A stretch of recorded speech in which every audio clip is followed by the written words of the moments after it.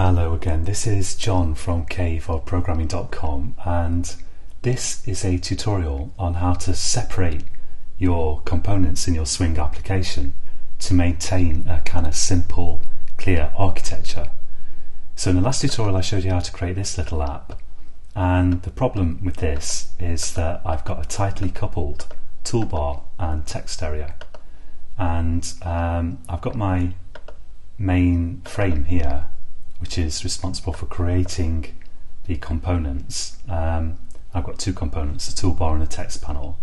But the trouble is that the toolbar is communicating directly with the text panel, which is not healthy, because we want all communication to go through our controller, the main frame. Now, to do that, I'm going to just use, to start with, a simple interface, because I want to have the idea of a thing that can receive messages that contain strings. So all the toolbar really does at the moment is it's when you click one of those two buttons, it sort of emits a string that's either hello or goodbye. And the first step here is I want to codify the idea of a thing that can receive that hello or goodbye string. So what I'll do is I'll go to New Interface, and I'll call this interface, let's call it String Listener. How's that? String Listener. It's not too important. And I'm going to give String Listener one method header. I'll make it public void, and let's call it I don't know actually, let's call it string or text. Well, I'll tell you what, let's look at main frame. In fact, let's look at the toolbar. So when you listen to events on a button, you have an action listener. So the action listener interface has this action performed method in it, and anything that wants to listen to a button has to have the action perform method. So in this interface, let's give this a text performed, or maybe a text emitted method. I think that'll do. Okay, and I'll make that a type string, and so what this is saying is that anything that implements the string listener interface has to have a method called text emitted that accepts a string. And now the beauty of this is that I can, in my toolbar, I can make it fire an event to a listener that implements this if someone clicks a button. So let's see how that would work. Basically, instead of a text panel here, I'm going to give it a private variable of type string listener, and I'll call that text listener. And I need a method for setting this string listener. So at the moment I've got a method called set text panel. I'm going to change that, get rid of that. I'm going to have a method public void set, and I'll call it set string listener, like this. And the set string listener method accepts any object that implements the string listener interface. Let's call that listener. And what it does with it is it saves a reference to this up here. So let's say this.text listener, this.text listener equals listener. So what I can do now is, and let's just get rid of, let's comment out the references to text panel for the moment. So in my toolbar, I've given it a variable of type string listener. The string listener interface just says that an object should have one method called text emitted, which accepts a string, and I've supplied the toolbar with a method to set this text listener. here.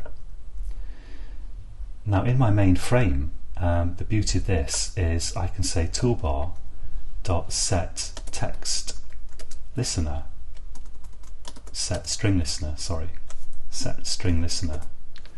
and then I can use an anonymous class just as I do with the buttons here. So with a button you can do, actually this isn't an anonymous class, but in an earlier tutorial I showed you how to use an anonymous class with a button and the action listener, and we're going to do the same thing here. So I'll say set string listener, new string listener, as though string listener was a class, then open a bracket, and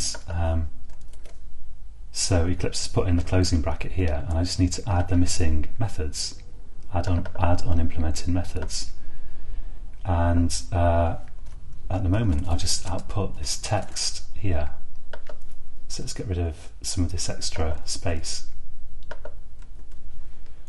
So my string listener class, it just has this text emitted method, and at the moment it's just going to print out the text here. And now in the toolbar, when a button's clicked, if the hello button's clicked, I'm going to say if the text listener has been set, so if it's not equal to null,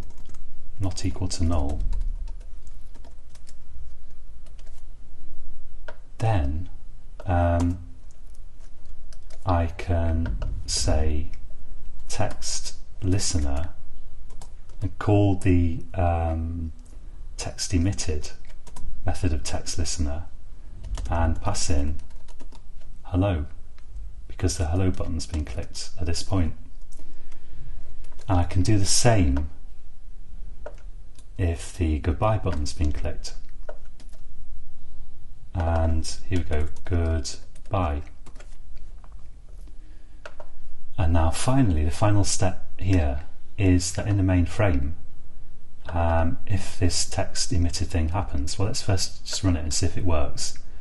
So let's minimize the editor here, go to my Swing app and click hello and goodbye, and you can see that that's working. There's a little more space than I expected. That's because I've got a print ln, which also adds on a new line. But now all I have to do is get the text panel and call text panel.append text. So if I run that, and I've got the same results as before.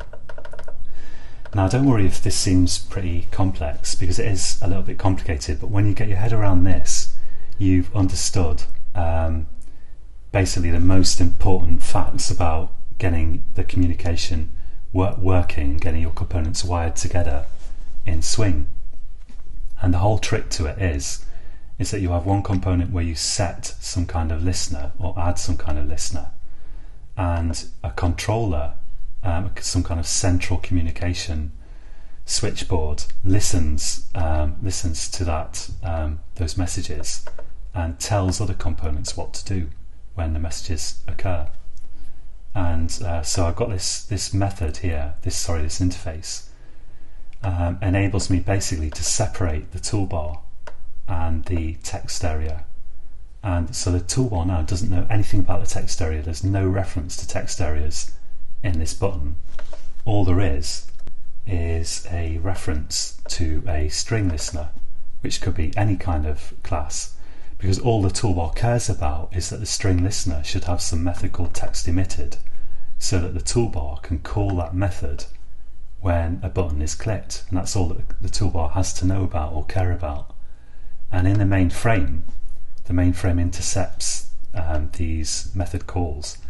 So the toolbar is basically, when a button's clicked, it's calling the text emitted method, which is actually the method of this anonymous class here. So it's calling this, and then in here, in the controller, the main frame, we then append that text to the text panel by calling a method that we added to text panel.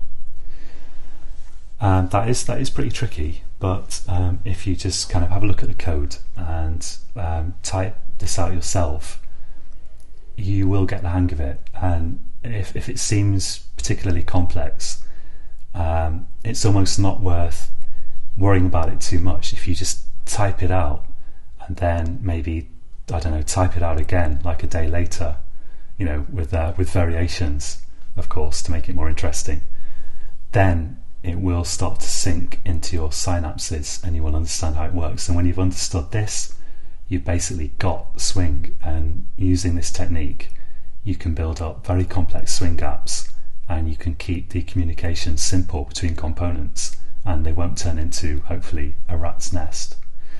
I'm just going to mention very quickly here that if you this is called set string listener, but you often see methods called add action listener, for example, and that's because you can add multiple listeners to swing components.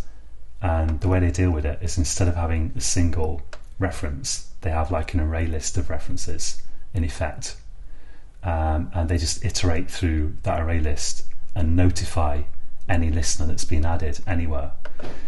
We might look at that in a future tutorial if it comes up, but this simple technique, relatively simple, will get you through most cases.